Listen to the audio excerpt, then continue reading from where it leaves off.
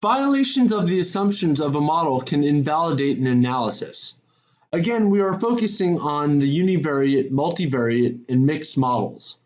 The assumptions of the three overlap, and then we'll distinguish them. The univariate model has the following 5 assumptions, which we'll discuss in more detail.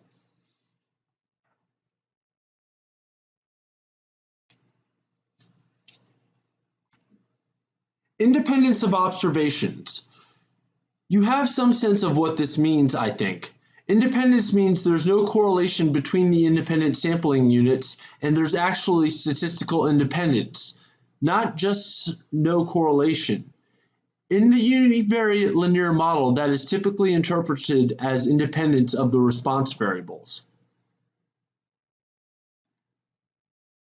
Really, you need to think in terms of errors to keep this straight. So independence of error terms. Independent sampling units suggest the units are unrelated. Unrelated people or unrelated schools in different cities.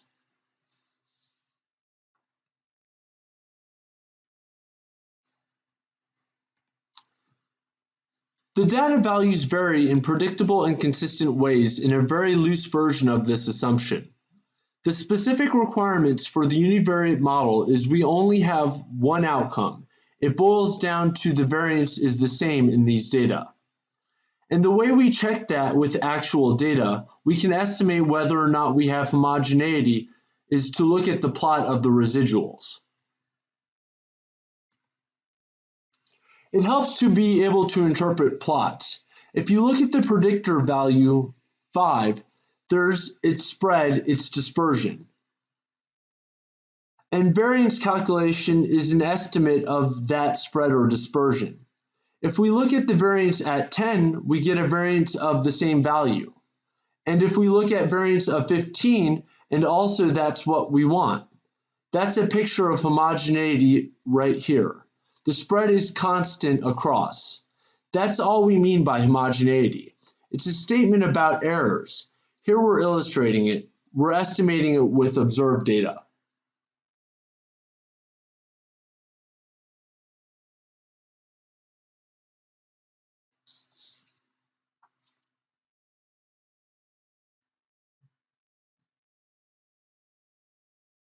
It says the model is correct. We wrote the model that said outcome equals predicted plus error. That's a linear model. The linearity assumption says that that's true, and it means that the observed change in the response variable is approximately the same for each 1 unit of change increase in the predictor, is another way to say it more mathematically. But it's really saying the model is true.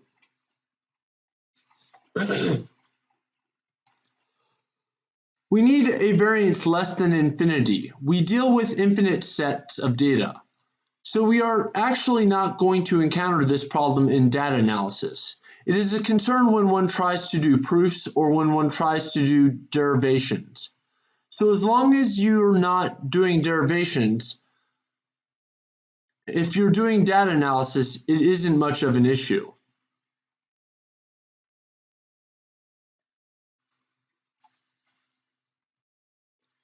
We want to see a density function that looks roughly like the visual on the right. It's very hard to tell from a residual plot. It's much easier to look at as a frequency histogram. This error should be normally distributed. And if we want it to look at this picture, so that's the univariate model assumptions. Heterogeneity, independence, linearity, existence, and normality.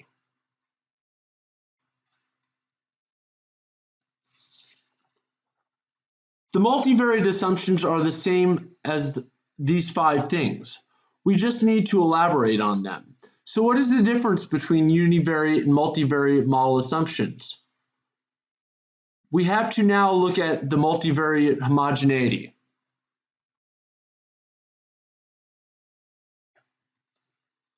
You have to have homogeneity of each of the outcomes. The variance has to be the same for all people within the study.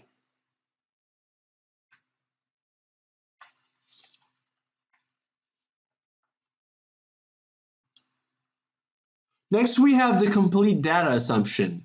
The multivariate model takes the 6th row and deletes it, and the multivariate model takes the 9th row and deletes it. The multivariate model only takes and allows list-wise deletion.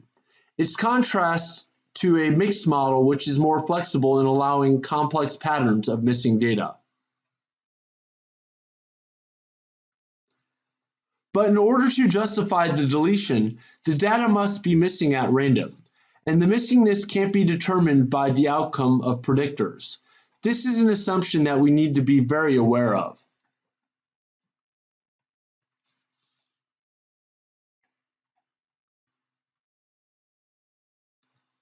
Now we're going to do the mixed model.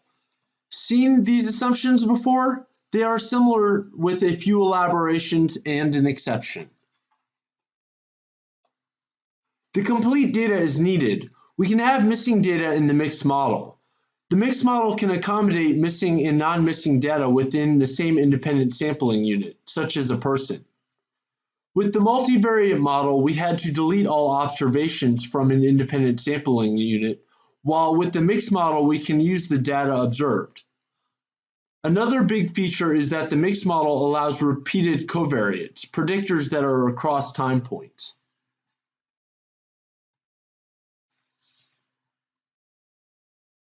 Let me give you an example of a repeated covariate. Suppose that we are measuring children at different points in time.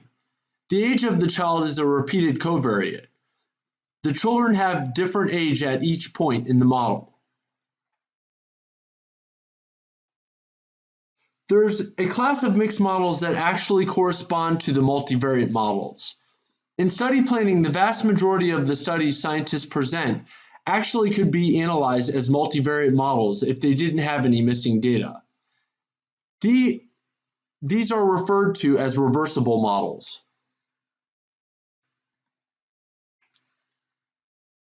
They are reversible under the following 3 conditions. Each independent sampling unit contains the same number of units per observation. The units of observation are measured at the same times, the same location, and are measured on the same variables. The predictors only measured once. Each independent sampling unit contains the same number of observations. So if you're sampling students in schools, you know you're not going to get exactly the same number of students in every classroom.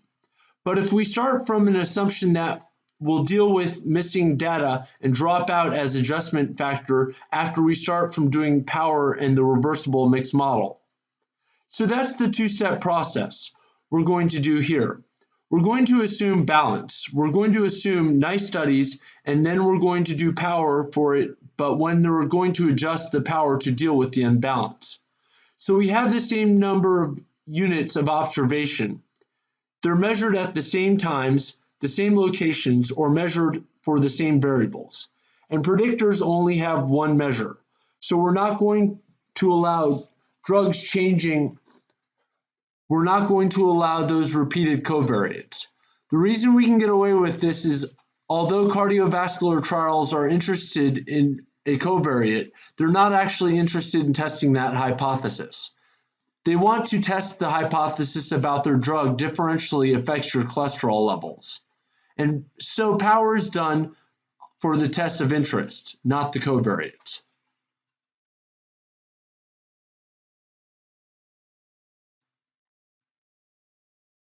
Model assumptions have big implications for power and sample size analysis.